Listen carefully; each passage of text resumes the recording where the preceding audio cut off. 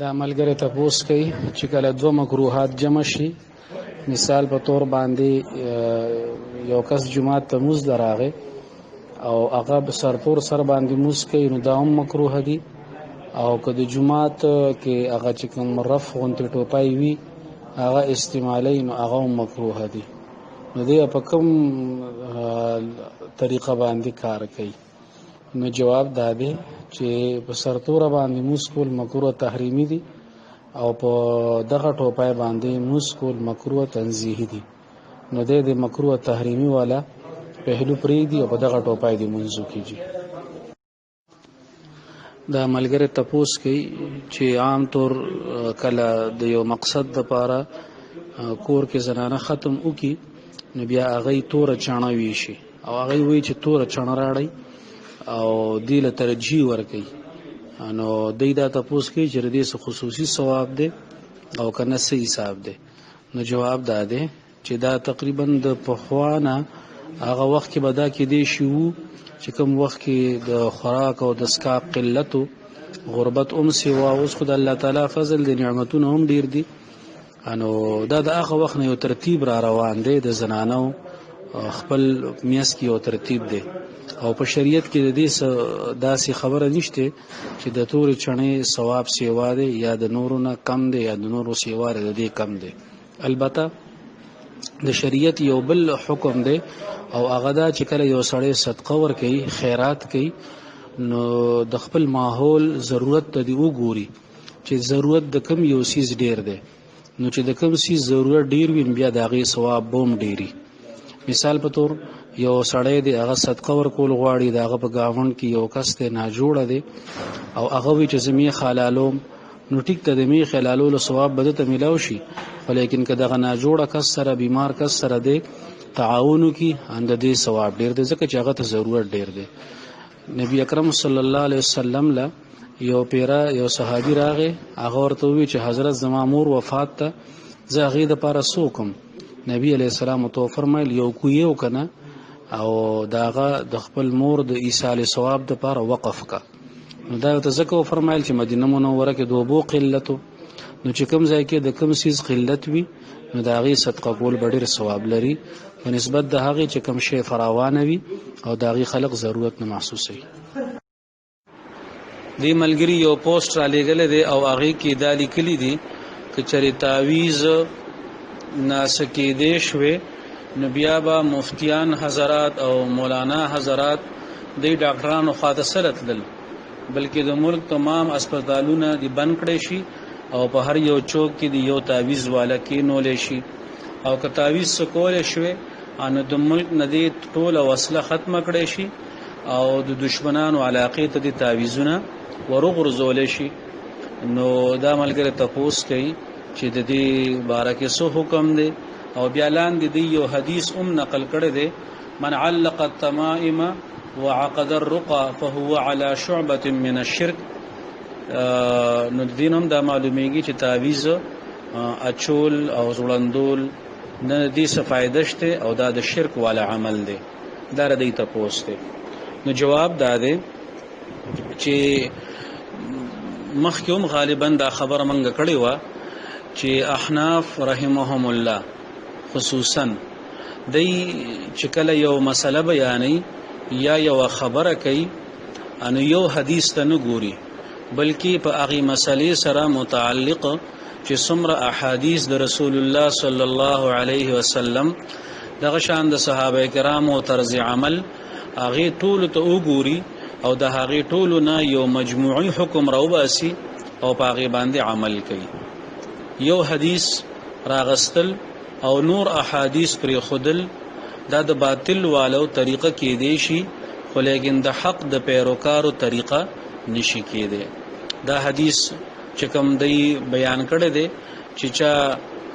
تعویض ځوړند کو او تارونو له غوټې ورکړي نو دا د شرک په یو شعبه باندې روان دی. دا یو حدیث دی کې شک نشته چې دا موجود دی. بل طرف ته چې موږ وګورو نو نبی اکرم صلی الله علیه وسلم په زمانه کې به خلق دمونه چول. نبی علیہ الصلوۃ والسلام تو فرمایل تاسو خپل دمونه ما باندې پیش کړئ، خپل دمونه ما ته ووروي کاغې کې څه ناجایز خبره وي چې څه داغه اصلاح کوم صحابه کرام بدمونه وورول چې څه د اصلاح خبره و نبی علیہ السلام به اصلاح وکړه او کنه به ناغي ته به اجازه ورکړه نبی اکرم صلی الله علیه وسلم په خپل باندې په ځان باندې دم اچولې دي او عبد الله ابن مسعود رضی الله تعالی عنه هغه ماشومان ته د دې کلمې تلقین کو بسم الله الذي لا يضر مع اسمه شيء في الارض ولا في السماء وهو السميع العليم او چې کوم ماشومان به دا نشو ویلې ناغیله به په کاغذ باندې اولی کله او غاړې ته به ورله واچوله اوس کومنګ د شرک او د کفر فتوی لګول شروع کو نو بیا دغه کس نه دا تاسو په کار دی چې د عبد الله ابن مسعود رضی الله عنه بارکه بس فتوا غور کوي ډیر احتیاط په کار دی په دې مسلو کې کفر ټکه ویل د شرک دا ټکه ویل دا دومره درون ټکه دی چې الله تعالی دی د دې د وبال نه هر مؤمن مسلمان وساتي نو تعویز لګول اچول او تعویز غاړه ته ځړندول زمونږه د غنو احادیثو چې په رڼا کې کوم نتیجه علما کرام او فقها او واسلی د نغه داده چې درې شرطونه وی په یو تعویز کې نو دا غي ځړندولم جایز دي دا غي غاړه ته اچولم جایز دي لومبه شرط دا چې هغه په عربی کې لیکل شوی وي نمبر 2 دا چې دا غي معنا معلومه وي او نمبر 3 دا چې د هغه کې د شیاطینونو او د غیر الله نه امداد نی غوښته شوی نو دا سه تعویذونه جایزوم دي او هغه کې سحرج نشته باقی دا خبره چې ک تعویذ نه سکیده نو مفتیان او مولان با اسپیټال او ډاکټر خواته ولیتل نو دا خبره لګ بل انداز کوم کې دی شي چې کم از کم زمون خو ژوند دی خبرو سره ډیر ډاکټران منګ وینو چې هغه راضي علما کرام خواته دم درود کوي نو بیا هغه ځای کې دغه سوال پکار دی چې د ملک اسپیټالونه دی بند کړي شي که د ډاکټرانو نسکیدین دی ولې دم درود لذي او د وسلی باره کې خبره ده نو دا هغه مغالطی دي بیا خو چې یو ځای کې یو فوج د یو ملک فوج دی هغه شکست خوري بیا دا سوالم پکار دی هغه ځای کې چې د فوج ختمول پکار دی ځکه چې د شکست پړل دي نو دا سه خبره د عوامو د گمراه کولو لپاره مغالطی وي عقیده زمونږ دادا چې تعویذ او هر یو سیز چې څه شه دی نو دی کې د تمنګ مؤثر بالذات نه وایو دا ذاتی طور په دی کې څه اثر نشته الله تعالی په کې اثر واچي نو اثر وکي او چې الله تعالی په کې اثر نه چي نو هغه بس اثر نه کوي ک تعویذ دی قدم درود دی ک دوايي ده ک ټوپک دی ک وسله ده چې کله الله تعالی او غواړي د دینه بکیږي او الله تعالی نو غواړي نو د هیڅ چیز نه هیڅ شي نشي کېږي دا ملګری تپوس کوي چې زمونږ یو دوست دی او هغه یو دوه تولي سونا اغستی وا او چې کله هغه اغستن هغه وخت کې سونا په 84,000 روپے باندې توله وا او اوس په 116 باندې دا نو دا ګران شو انو دې دا خرڅول شي او کنه شي خرڅول نو جواب داده چې کله د سونا اغسته ارزانه وا اوس ګران شوی دا نو په دې ګران ریټ باندې خرڅولو کې څه حرج نشته بالکل جایز دي خرڅول شي دا ملګری تپوس کوي چې یو کس نه د ماسپخین د موز نه مخکې 3 رکعات سنت پاتې شي او بیا یې د ماسپخین د فرض نه پس کوي نو مخکې به 2 رکعات سنت کوي او که 3 رکعات نو جواب داده چې د ماسپخین سنت کله مخکې پاتې شي او د فرض نه پس کوي نو مخکې به 2 رکعات سنت کوي ورپسې به 3 رکعات سنت کوي دا ملګری تپوس کوي چې یو زنانه ده او د هغه سخر ده او هغه سخر ډیر زیات کمزور ده او د سمات په خپل باندې نشي کوله نو دا زنانه ورله خدمت کول غواړي او هغه باتروم ته بوتل او هغه استنجا کول وغیرہ اند دې شرعي حکم څنګه ده نو جواب داده چې دې کې شک نشته چې هغه بوډا بابا ته تکلیفي هغه ته به مسله وي خو لیکن دی خوابل طرف ته د شریعت حکم په خپل ځای باندې دی او هغه دا چې د یو انسان شرمګاه ته قتل یا د یو انسان شرمګاه له لاس وړل دا جایز نه دی او بیا خاص کر په داسې صورتحال کې چې انګور او د سخر مسله وي نو کچري دا مسله لګ نورم پیچیده کیږي په هغه وخت کې کچري دغه زنانه د خپل سخر لا استنجا کوي او داغه شرمګاه سره خپل لاس لګي او د هغه په وجه باندې ک د سخر لګ غوندي شهوت عمره پیدا شو نو بیا به اخوا حرمت مصاهرت مسله جوړیږي او د لور په خپل دغه انګور په خپل خاون باندې د حرامېدو مسله مخه ترازی نو سم متبادل انتظام دیو کی د پیمپر انتظام دیو کی یا د نور سو کی خو لیکن دغه نور خدمت دی ورلکې د روډای د کاپړو وغیرہ خو لیکن د استنجا دا مسله د دې کس کوشش وکړای شو چې د ازوی ورله خدمت کوي او که خزې وی نه غور لوب کول شي خو لیکن ګور لا په دې باب کې احتیاط پکار دی دا ملګری تپوس کوي چې نن سبا خلک په فیسبوک باندې تصویران ډیر زیات شیر کوي نو دې ته په کمنټس کې ماشاءالله لیکل جایز دي او که جایز نه دي نو جواب داده چې بغیر د ضرورت نه او بغیر د شرعي عذر نه تصویر وباسل دا جایز نه دي نو د کمنټس لپاره یا اسی هغه خوند لپاره تصویران وباسل څنګه چې نن سبا عام ترتیب ده چې هر ځای کې سیلفی جوړول شي او تصویران وباسل شي صرف د دې لپاره چې خلک خوشاله شي یا د خپل باندې خوشاله شي نو دا طریقې کار ناجایز دی بیا په کمنټس کې په دې باندې ماشاءالله لیکل یا د دې حوصله افزایی کول او داسې جملې لیکل چې په هغه سره هغه خوشاله شي او نور تصویرانو د پاره دغه خبره باعث وګرځي نو دا طریقه هم جایز نه ده د دې حوصله شکنی په کار ده چې څوک تصویر ولګي په فیسبوک باندې او تصویران ورکي نو کمنټس کې ورته استغفار لګي استغفر الله ورته لیکي چې هغه تلګونته احساس کیږي چې دا کار زما د شریعت نه خلاف روان دی دا ملګری تپوس کوي چې بعضی میوو کې دنه چینجی وي نو چې څوک هغه خوري نو بعضی خلک احتیاط نه کوي او سره د چینجو هغه میوه خوري لکه امرود وغیرہ نو د دې شرعي حکم څنګه دی نو جواب داده چې علامه شامی رحمت الله علیه لیکلی دي چې کوم چینجه داسي وي په میوه کې چې هغه کې لا روح نه وي انو داغي خړولو کې سحرج نشته ځکه د حشراتو کې ناراضي او چې کوم چینجه ژوندې وي او روح پکې وي نو داغي خړل ناجایز دي نو میوه چې کله خړې شي نو په دې باب کې خصوصا په امرود وغیرہ کې خو احتیاط پکار دی چې هغه چینجه داغي نه لري کړي شي او هغه او خړې شي او اسی طبعا دا د انسان طبیعت د دینه کراهت محسوس شي د دینه ځان ساتل پکار دي دا ملګری تپوس کوي چې یو کس ته او آغاز مکه اخلي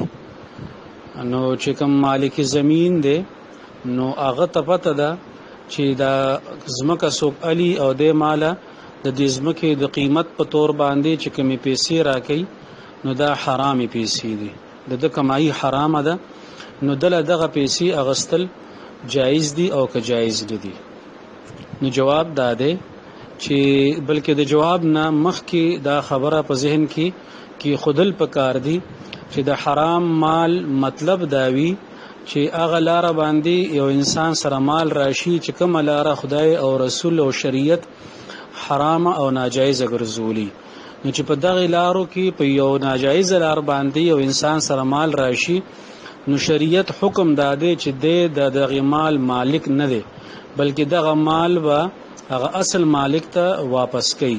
نو چې کله یو سړی ته دا پته ده چې دا کس مال پیسې راکړي او د دې پیسو مالک نه دی نو د اغنه دغه پیسې اغستل ناجایز دي نو دغه شان د حرام مال مسله ده د حرام مال چې کله یو انسان سره وي نو د شریعت په نظر کې دغه مال مالک نه دی بلکې د مال مالک هغه کس ته چې د کم کس نه د په ناجایزه طریقه باندې د مال حاصل کړي دي نو په د باندې دا فرض دي چې دغه مال خپل اصل مالک ته ورسي اوس یو د سره معامله کوونکې سړی دی او هغه ته پته ده چې د سره مال حرام دی او جان بوج کر هغه د دنه دغه پیسې علی نو دغه پیسې اغستل جایز نه دي. که پته ورته نوي نو بیا یو جدا صورت حال دی، خو که پته ورته وي نو هغه پیسې اغستل د لپاره نه دي پکار. البته د دې هغه ته وای چې ته قرض پیسې راواله د چانه او مال هغه د قسمه کې د قیمت په تور باندې راکا او بیا ته خپل قرض بهشکه دغه پیسو نه ادا کوه، هغه ستا خپل سمې دی. نو په دې طریقه باندې به قانون تلاره برابر شي، د شریعت په قانون باندې به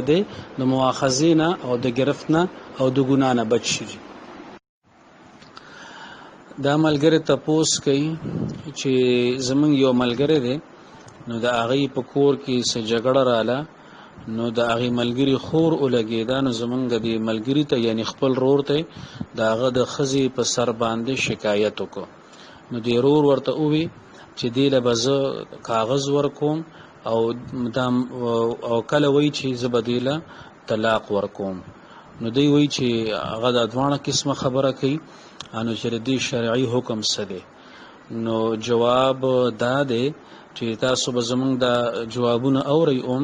زمونږ د ګروپ اصول دا دي چې موږ په دې کې د طلاق او د میراثو د مسلې چې کوم تپوس کولی شي د هغې جواب په طور موږ جواب نه ورکو، جرنل مسله به بیانو، ځکه چې د طلاق مسله او د میراثو مسله دا باریکی مسلې دي او دا مفتی سره براه راست کې ناستلو نه پس به صحیح جواب ملاویږي. تر څو پورې چې د عمومي مسلې تعلق دی او دا ستاسو د سوال جواب به نه تصور کیږي، نو عام مسله دا ده که چېرې یو سړی خپلې ښځې باره کې ووایي چې زه به هغې له کاغذ ورکوم، زه به هغې له طلاق ورکوم، نو دې الفاظو ته د مستقبل الفاظ ویلی شي. یعنی گویا کې د آینده زمانه باره کې خبره کوي چې زه به را روانه زمانه کې داسې کوم، نو دا نه طلاق واقع کیږي او نه په دې سره د ښځې او د خاوند په تعلق باندې اثر غورځېږي. د طلاق واقع کېدو دپاره دا خبره ضروری ده چې سړی فی الحال د طلاق الفاظ استعمال کی. مثال په طور یو سړی وایي چې ما خپلې ښځې ته وایي یا د خپلې ښځې باره کې وایي چې ما هغې له طلاق ورکړی دی، نو دا اوس د حال والا الفاظ دي، نو په دې طلاق واقع کی. یو سړی د خپلې ښځې باره کې وایي چې زه به هغې له طلاق ورکوم، زه به هغې له کاغذ ورکوم، نو دې ته د فقهاو په اصطلاح کې وعده د طلاق ویلی شي او د طلاق په وعدې سره طلاق نه واقع کیږي. دا ملګری تپوس کوي چې د یو کس ځمکه ده او قومي غر خوا کې ده او دې سره خوا کې شاملات ځمکه ده، نو د ځمکه چې څنګه ختم شي نو بیا ورپسې د شاملات ځمکه ده. نو اوس د یو کس دپاره د ځمکه خرڅول جایز دي او که ناجایز دي؟ نو جواب دا دی چې شاملات په دوه قسمه دي، یو ته وایي شاملات ده، یو ته وایي شاملات ټل. شاملات ده دا د پوره کلی شاملات وي او شاملات ټل دا د یو خاندان شاملات وي. به هر حال که شاملات ده وي که شاملات ټل وي، په دې کې د ګڼو کسانو لږه لږه حصه وي. نو هغه کس چې څوک د دې د خرڅولو خواهشمند دی نو هغه له پکار دي چې دا شاملات په مستحقینو باندې، په مالکانو باندې چې د چا دی کې حق دی یا د چا پکې ملکیت دی، نو په هغې تقسیم کی، نو چې د ده پکې څومره حصه ورسېده هغه جدا شوه نو بیا دی هغه خرڅولی شي. او که نه حصه نه ده جدا کړی او چې څومره مالکان دي هغه د ته اجازت ورکي چې تی خرڅه کا او بیا پیسې یا ستاشوي او پیسې یا منګ لبا راکې د خپل حصې مطابق، نو په دې صورت کې دی د هغې د وکالت مطابق د خرڅولو مجاز دی. که هغې اجازت نه وي کړی، د خپله حصه نه جدا کړي، نو په دې دواړو صورتونو کې د دغې ځمکې خرڅول د یو فرد دپاره دا ناجایز دي، ځکه چې خرڅول دا تصرف دی په یو ځمکه کې او تصرف په هغه سیس کې جایز دی چې کوم سیس دی یو انسان ذاتی ملکیت وي چې ملکیت نه وي یا هغه کې شراکت وي نو بیا د شریکانو د اجازت نه بغیر داغي خرصول ناجایز دي. دا ملګری تپوس کوي چې یو کس پلان کوچ خرڅ کړي دي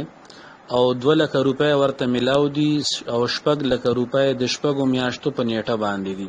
او فل حال هغه نه دی ملاو نو د پلان کوچ مالک هغه به زکات د دې پیسو اوس ور کوي او چې کله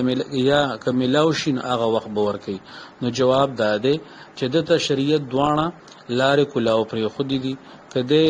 اوس هغه باندې کال پوره شوی ان اوس هم زکات ورکول شي او کنه چې کله واخلي نو بیا هغه ټیم هم زکات ورکول شي. صرف دومره خبره ده که چری دا پیسې لیټ شوي او یو کال په تیر شو 2 کال په تیر شو 3 کال په تیر شو نو چې کله ملاو شي نو چې یو کال تیر شوی اند یو کال زکات به ور کوي که 2 کال تیر شوی اند 2 کالو زکات به ور کوي دغه شان دي او که په موقع باندې اوس زکات ور کوي نو هم جایز دي. دا ملګری تپوس کوي چې د بنګو یا نور نشاور چې کوم سيزونه دي د اغي بوټي په دې نیت باندې کرل چې په دې باندې ومنګ د دشمن خلق هغه مبتلا کو د او امریکایان شو اسرائیل شو یورپیان شو او په دې طریقه به منګه د هغه مقابله کو نو په دې نیت باندې دغه نشاور بوټي کرل جایز دي او که جایز نه دي. نو د دې په جواب کې به منګه 2 خبرې کو. لومبنه خبره ده چې کوم بوټي داسې وي چې هغه د نشي د پاره استعماليږي د هغه میوه وغیرہ او په نورو مقاصدو کې استعماليږي صحیح ځایونو کې نو الته داغي بوټي د کرلو د جایز او د ناجایز والی دارومدار په نیت باندې دي. ک نیت د نورو مفید سيزونو وي چې دینه با مثال په تور باندې دوایانی جوړیږي یا به نورو جایز مقاصدو کې استعماليږي نو په دې نیت باندې هغه بوټي کرل جایز دي. داغي خرید او فروخت به جایز وي داغي آمدنی به حلال وي او کنیت داوی چې دینه بزد نشي سيزونه جوړوم او هغه به خرصوم نو بیا دغه بوټو کرلم ناجایز دي او د هغه خرید او فروخت هم ناجایز دي او داغي آمدنی به ناجایز وي. دویمه خبره داده چې دغه بوټي په دین نیت باندې کرل چې موږ په دې طریقه غیر مسلمه خلق په نشو کې مبتلا کو او دا غي مقابله به وکړو نو د کی شک نشته چې د هغه خلکو مقابله موږ لپاره ده چې کوم خلق زمونږ دشمنان دي زمونږ د اسلام او زمونږ د مذهب او د ملک او د ملت دشمنان دي دغه مقابله پکار ده. خو چون کې موږ مسلمانان یو ان زمونږ مقابله حدود شریعت مقرر کړی دي چې کوم طریقې موږ ته شریعت خولې دي نو د هغه د مقابله لار ده د هغې نه هټ کر د هغې نه علاوه خود ساخته لار راو باسل او په دې نیت باندې دا د مقابله صورت نه ده او دویم دا د کفر خلاف نه ده دا د انسانیت خلاف سيزونه دي نشي چې څومره دي نو دا انسانیت ختمي نو دا ناجایز دي. البته که یو سړی وای چې زه د کفر مقابله کوم د کافرانو مقابله کوم انو انفرادي تور د هغې د پاره د ټولو نه ښه طریقه ده چې د خپل ځان کې پوره دین راولي. زه کوشش وکم هر یو تن دا کوشش وکي چې زه په پوره دین باندې راشم نو چې کله مسلمانان په پوره دین باندې راشي نو دا د کفر د ټولو نه لویه مقابله ده. الله تعالی په خپل باندې کفر هغه له شکست ورکړي نو په خپل ځان کې دین راوستل پکار دي او دا یو قسم لبم بداسي وایو چې دا یو شیطانی وسوسه ده چې یو ناجایز چیز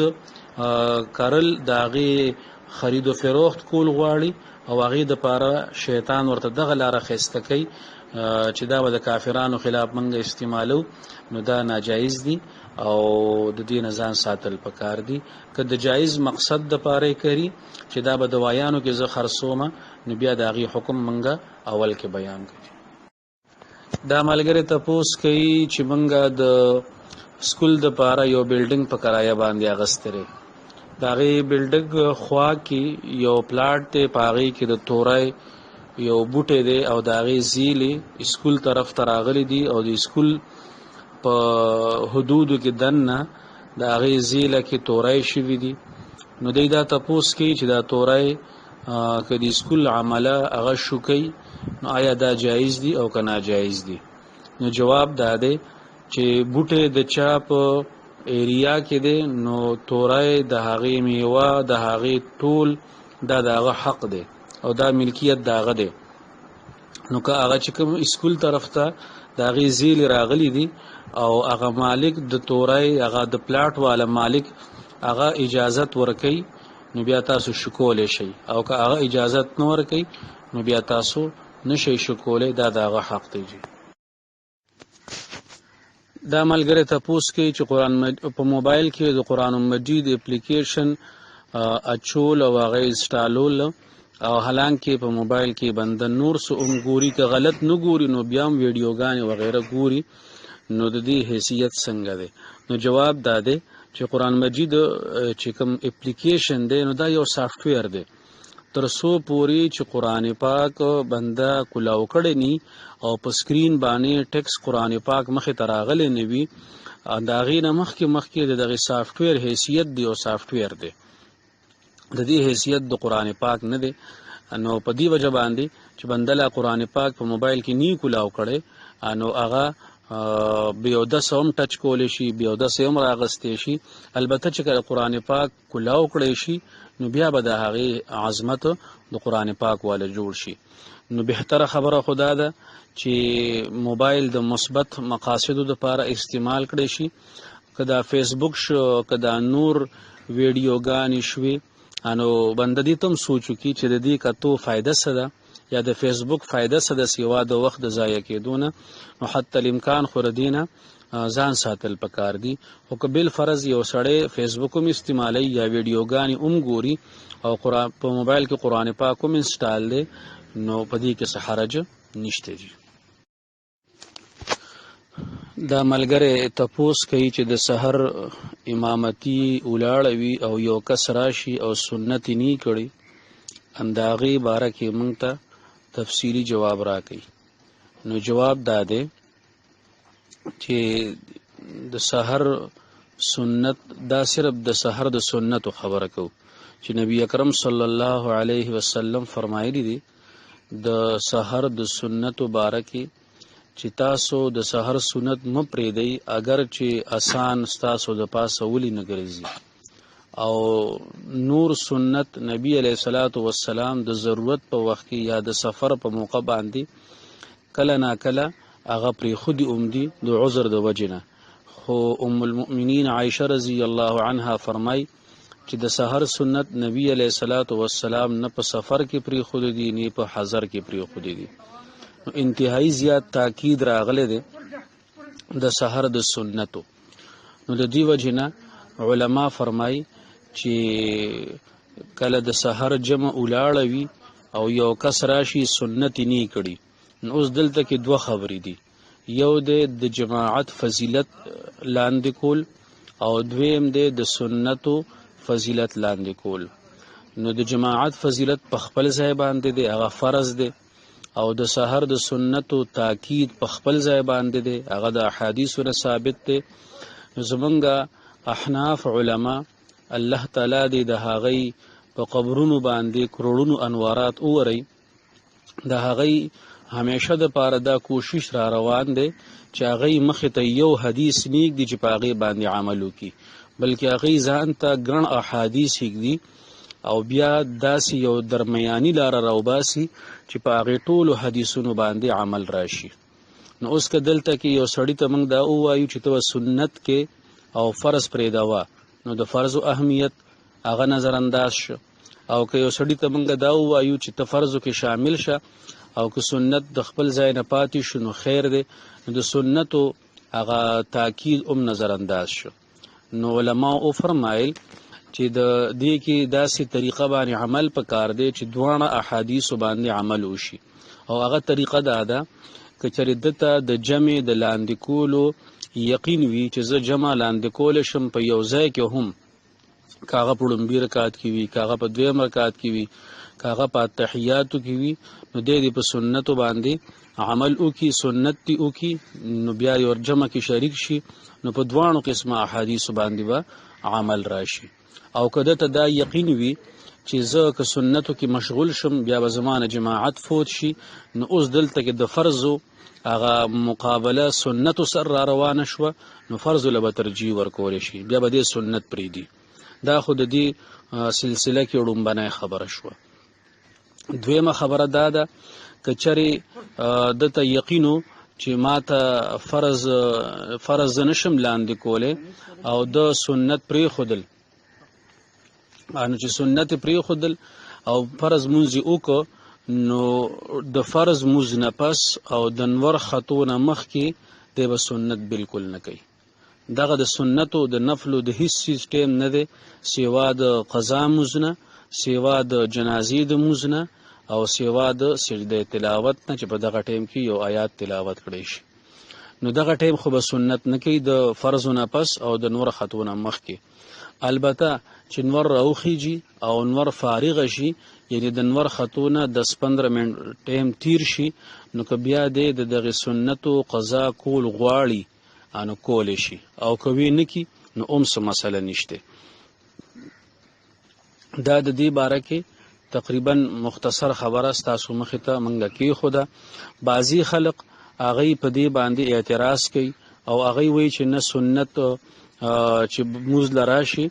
نو سنت پرېښودل پکار دي، فرضو کې شریکېدل پکار دي، او هغوی وایي چې فرض د هغې اهمیت سیوا دی. نو دا موږ چې کومه خبره وکړه د هغې جواب هم واضحه شو، او که بیا هم تاسو اشکالي نو تاسو سوال کولی شئ.